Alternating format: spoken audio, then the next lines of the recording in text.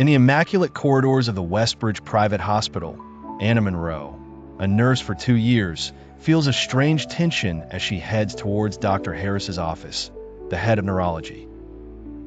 The fluorescent lights hum softly, but the atmosphere is heavy as she knocks on the mahogany door. Dr. Harris, standing by the window, announces a special mission to take care of Grant Carter, a billionaire who has been in a coma for a year following a car accident.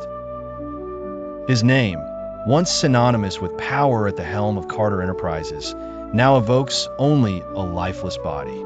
His family rarely visits, and the medical staff does the bare minimum. Dr. Harris insists this patient needs someone dedicated, not just a caregiver. Anna, despite her apprehensions, feels deep down that she cannot refuse.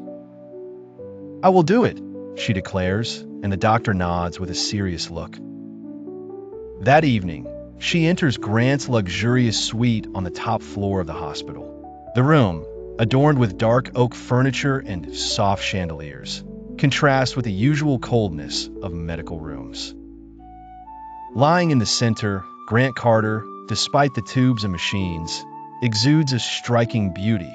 A square jaw, black lashes on pale skin, broad shoulders beneath his hospital gown. Anna, moved, begins to wash him with a warm cloth, but an inexplicable shiver runs through her at the first touch, as if, somewhere in his unconsciousness, Grant senses her presence. In the following days, Anna settles into a routine with Grant.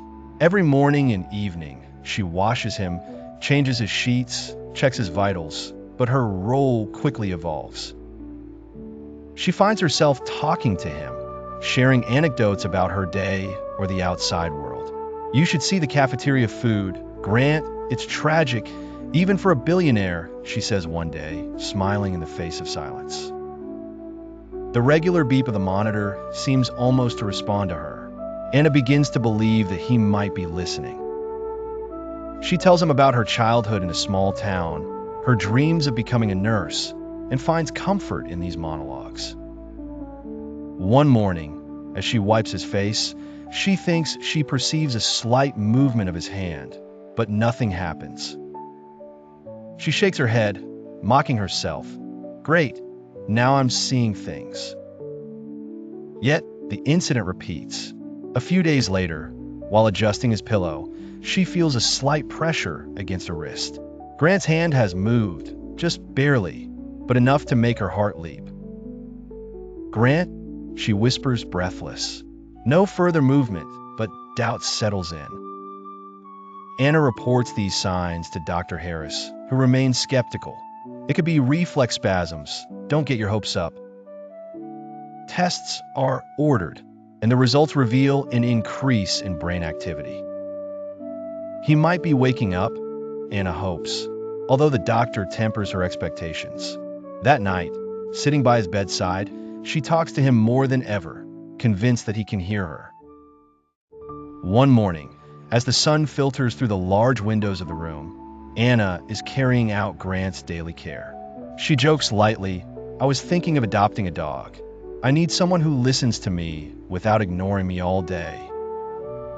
While wiping his arm, she suddenly feels his fingers weakly tighten around her wrist. Anna freezes, breathless, and before she can rationalize, Grant's eyes snap open. His ocean blue irises, confused and vulnerable, lock onto hers. "Companionship," he murmurs in a hoarse, barely audible voice. Shocked, Anna nearly drops the basin of water, which spills onto the floor. In a panic, she presses the emergency button. A shrill alarm blares, and a medical team, led by Dr. Harris, bursts into the room. "What happened?" he asks while checking Grant's vitals.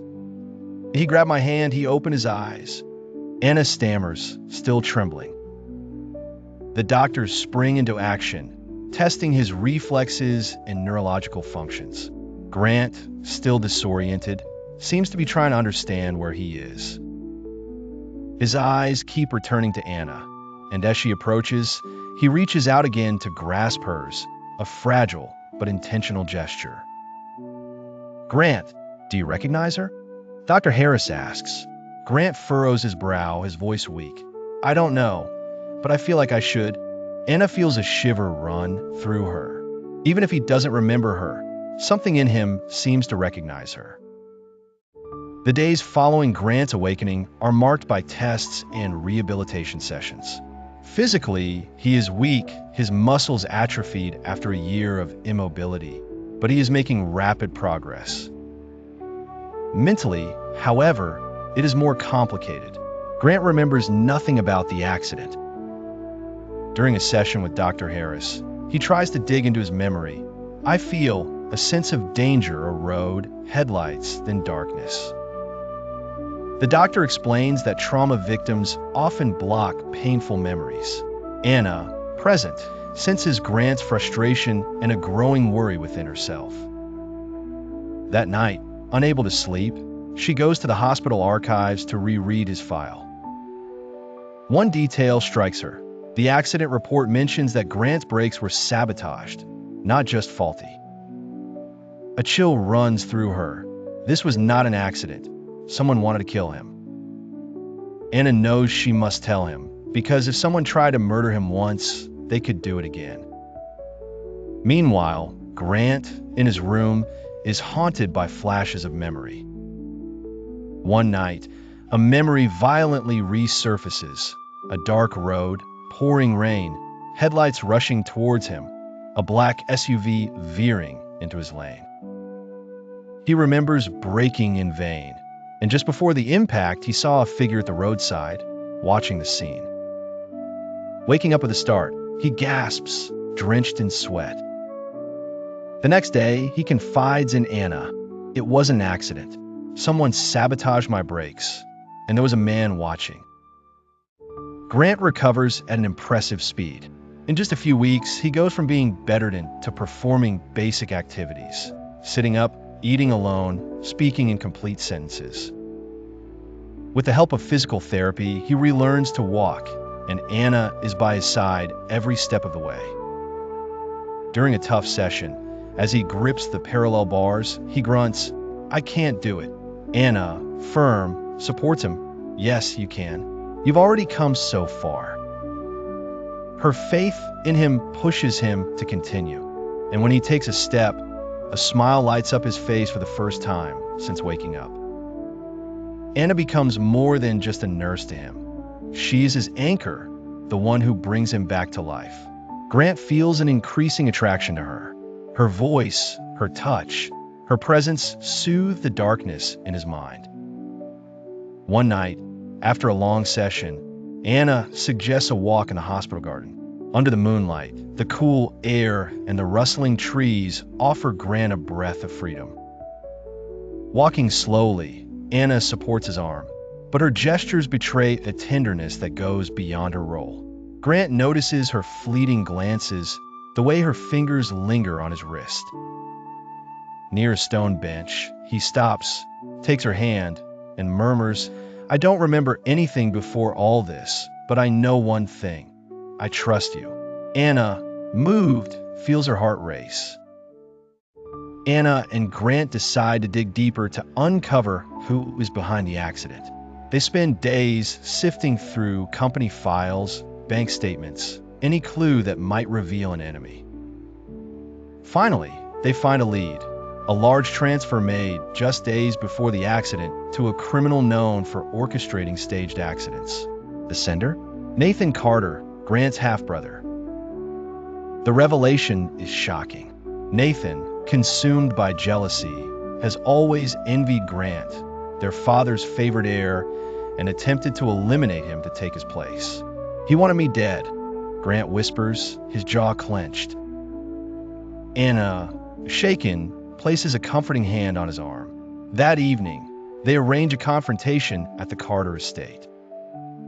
In a dimly lit study, Nathan, a glass of whiskey in hand, greets them with a mocking smile.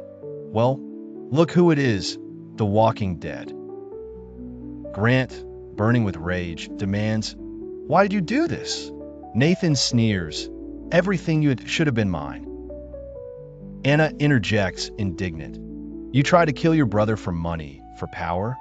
Nathan, I see, admits without remorse. I didn't think you'd survive, but miracles do happen, right? Before he can continue, the door swings open abruptly. Two officers enter. Nathan Carter, you are under arrest for attempted murder. Nathan, panicked, accuses Grant of setting him up, but Grant retorts, you set yourself up. Nathan is taken away, screaming empty threats. With Nathan behind bars, a weight lifts off Grant's shoulders.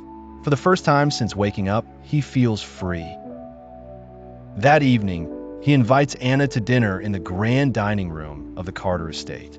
The table is elegantly set, illuminated by candles, facing a panoramic view of the city. The scent of fresh roses fills the air, and a bottle of wine awaits. Grant, what is this? Anna asks, surprised. A dinner, just you and me, he replies with a soft yet intense smile. They sit down, and Anna notices the attention with which Grant watches her, as if she were a precious treasure. You're quite silent, she teases. He leans towards her, serious. Do you know how many people abandoned me during my coma? My family, my friends. But you stayed. Anna feels her throat tighten. Grant continues. You cared for me when I was nothing to others, a hopeless case. You never abandoned me. His fingers brush against hers on the table. I have everything, money, power, influence, but none of it makes sense without you. Anna, moved to tears, holds her breath as he adds, I love you. These words shake her, making real a feeling she already shared. Grant's words resonate deeply within Anna. Tears stream down her face, but she smiles. Grant, you have no idea what this means to me. He gently wipes a tear from her cheek and whispers, then let me show you. He leans in, their foreheads touching, and in that moment, Anna knows their story is just beginning. In the following months, Grant fully recovers, regaining his strength through intensive rehabilitation. He takes the reins of Carter Enterprises again, becoming the formidable CEO he once was, but with one difference, he is no longer alone. Anna is by his side, and their bond deepens every day. One evening, Grant takes her to the rooftop of the Carter estate at sunset. The view of the city is breathtaking, but Anna is unaware of what's coming. It's beautiful here, she says, the wind playing with her hair. Grant, standing behind her, smiles, not as beautiful as you. She turns around, laughing, but her expression changes when she sees his gaze, filled with a new intensity. Suddenly, he kneels down and pulls out a small velvet box. Inside, an engagement ring sparkles, an elegant diamond set in a platinum band. Anna, you haven't just saved my life, you've become my life, he declares, his voice trembling. Grant continues, his eyes shining. Before you, I had everything, money, power, success, but I was missing something. You were the reason I fought to live, to find myself. I want to spend the rest of my life showing you how much you mean to me. Anna Monroe, will you marry me? Time seems to stop. Anna, overwhelmed, cannot speak. With tears in her eyes, she frantically nods, laughing and crying at the same time. Yes, Grant, 1,000 times yes. Grant, relieved, slips the ring onto her finger and holds her in his arms, sealing their promise with a passionate kiss under the last rays of the sun. Their story reaches its peak on their wedding day at the Carter estate. The gardens are transformed into a fairy tale setting. White roses line the paths, twinkling garlands adorn the ancient oaks, and soft music floats in the air. Anna, in an elegant white dress, waits at the end of the aisle, her heart racing. When she sees Grant at the altar, in a black tuxedo, looking at her as if she were the only person in the world, her nerves fade away. She walks forward, confident, and when she reaches him, he takes her hands, his eyes shining with love. The ceremony is filled with emotion. Grant and Anna exchange their vows, promising to love each other through every trial, a pledge forged by the challenges they have overcome together. "I now pronounce you husband and wife," announces the officiant, and Grant kisses Anna with infinite tenderness amidst the cheers of the guests. As the sun sets, they slip away into the gardens, hand in hand, savoring their new reality. "You know," whispers Grant, "I thought I had everything before I met you." Anna, resting her head against his shoulder, smiles. "And now?" He looks at her, his gaze overflowing with love. "Now, I know that nothing I had matters, because you are the most beautiful thing that has ever happened to me." Anna, moved, knows they have weathered storms, coma, betrayal, fear, but their love has triumphed. Their story, born in a hospital, has become a testament to the power of true love, the kind that supports, heals, and unites forever. As they walk towards the golden horizon, Anna finally feels at home, beside Grant for eternity.